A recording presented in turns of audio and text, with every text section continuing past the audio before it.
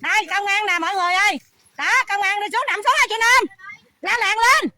La làng lên La làng lên, la làng lên. La làng lên. Trong đó nha.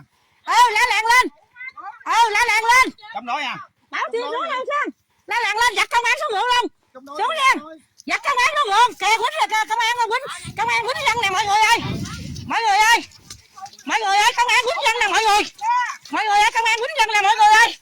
Mọi người ơi quá trời công an quýnh dân luôn rồi mọi người ơi. Công an nằm luôn chị Năm. Công an quýnh dân nè mọi người ơi. Mọi người ơi công an quýnh dân nè mọi người. Mọi người ơi công an quýnh dân là cộng đồng mạng ơi. Cộng đồng ơi mọi người ơi đất này là đất của ông nạn nhân Hạnh. Có giấy tờ đàng hoàng công an quýnh dân nè. Đây quýnh chị này chèm bẹp luôn rồi. Công an quýnh dân luôn rồi. Công an quýnh dân luôn rồi mọi người ơi. La làng lên la làng lên. Công an quýnh rồi. Đừng có cho máu rồi chị Năm. Có công an quýnh dân luôn rồi nè mọi người. Công an xã Hồng Thạnh nè. Công an xã Hồng Thạnh tỉnh Vĩnh Long chào mọi người ơi. Đây. Đây công an quýnh dân luôn. Công an quýnh dân công an quýnh dân luôn. Chị ba xuống lên chị ba xuống lên đưa điện thoại cho em ba quay đi. Xuống lên nè mấy ông công an này xuống. Công an quýnh dân rồi mọi người ơi. Công an quýnh dân rồi trời mọi người ơi. Công an quýnh dân rồi mọi người ơi. Đây công an quýnh dân luôn rồi. Công an quýnh dân luôn rồi mọi người ơi. Thằng công an này nó giật điện thoại em luôn nè cả nhà ơi. Thằng đồng bạn ơi. Thằng công an này nó giật điện thoại em. Bà này nó bị bệnh nè. Nè đây nè cả nhà ơi. Đây bà bị mổ. Bà mổ mà công an đè quýnh dân luôn. Quýnh chị này luôn. La làng lên lên chị Năm ơi. La làng lên. Bây giờ bà đánh cả luôn rồi. Đây công an quýnh dân nha nè mọi người. Đây. Đây. Tao giật cái gì? Cái này là đất của tôi có quyền.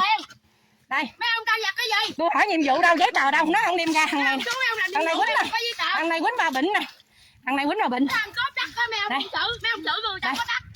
Đây công an đánh dân quá trời đánh luôn rồi. Công an đánh dân luôn rồi. Công an đánh dân luôn rồi. Công an đánh dân. Đánh không? Đánh không? Công an đánh không? Công an đánh dân luôn rồi. Công an đánh dân.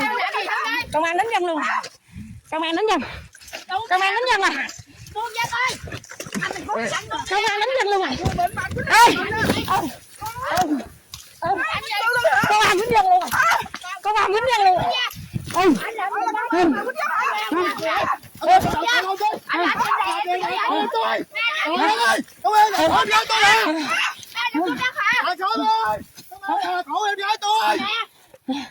Công an quýnh đang quá trời rồi mọi người ơi.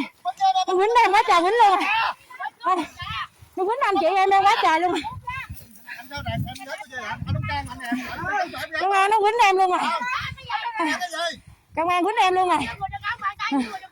Anh nha, anh một lần này nữa 2 lần đúng không? Dũng kìa chị Năm kìa xem. Dạ vô em. anh nhớ tôi nè nha. Cộng đồng mạng coi giùm nha. Đây nguyên một đám này nè. Công an này đánh dân nè. Đây nè đánh chị tôi nè, cháu tôi nè, anh tôi nè, chị tôi giờ nằm xỉu rồi. Đánh dân. Anh thấy đề gì hết trơn. Tính là phó công an xã. Anh đem giấy tờ ra. Anh đem giấy tờ đất cho anh làm nhiệm vụ anh phải đem giấy tờ ra. Bây giờ dân bây giờ công an quýnh dân quá trời luôn rồi. Dân luôn. Đây công an có bình tĩnh nữa.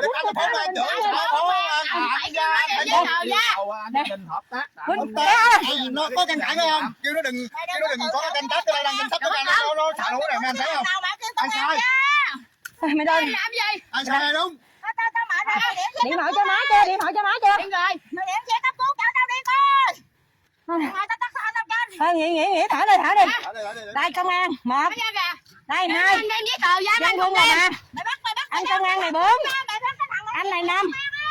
Tình Tấn nè, cứ túi nè. Anh này Phạm Nhân Tấn nè. Tấn phó công an xã nè. Đây. Đánh đầu nè. Anh này nữa. Này nè. Thằng này nữa, thằng Ngọc nè. Thằng này quýnh em quá trời luôn nè cả nhà. Đây nó đi làm mà nó không đeo bản hiệu. Nó không đi làm. Nó cướp đất nó quýnh dân quá trời luôn, nó quýnh em banh sát luôn rồi nè cả nhà. Nè. Nó quýnh mình mẩy em banh hết trơn cả nhà coi nè. Nè nó đè đầu nó cạo đầu đầu em. Nó đè đầu nó cởi cổ em.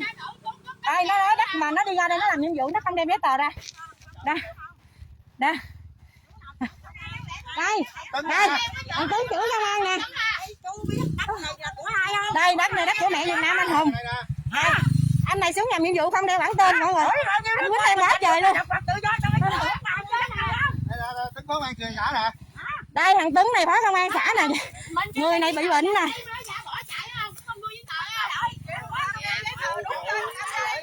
Đây. Nào. Đâu rồi, quay lên trực tiếp đi. Quay lên trực tiếp đi. Đâu? Đâu? Đâu đưa điện thoại đây, tao quay trực tiếp lẹ lên đi. Tôi chịu ở tù liền. Đây. 10 năm công an tôi làm cơ sở. Bả trời quýnh rồi mọi người ơi, nó quýnh nhà đó nằm ở ngoài ruộng luôn rồi. Chồng tôi 20 năm công an huyện Cầu Kè. Làm trưởng trại giam luôn hồi chiến tranh đó tôi chịu. Thôi đừng nói nữa, đừng nói nữa, mệt quá. Đợi đi. Rõ ràng không? Một bên bưng một bên bích rõ ràng không? Nó cướp đất tôi mà kêu công an quay này cho không đi. còn tôi thì kêu nó không xuống. Tôi đang làm nhiệm vụ. Đâu? Quay trực tiếp hả? Không có đâu. Dạ.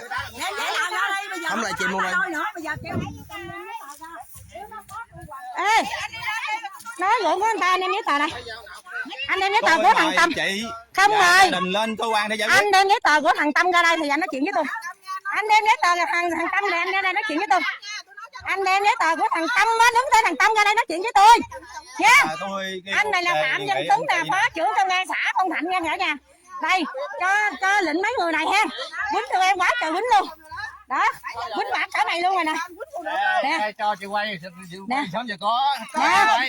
Chị đừng có nói vô bóng nè. Bây giờ em kết thúc cái cuộc quay này em sẽ quay ra. Em sẽ quay trực tiếp lên cho cả nhà coi nha.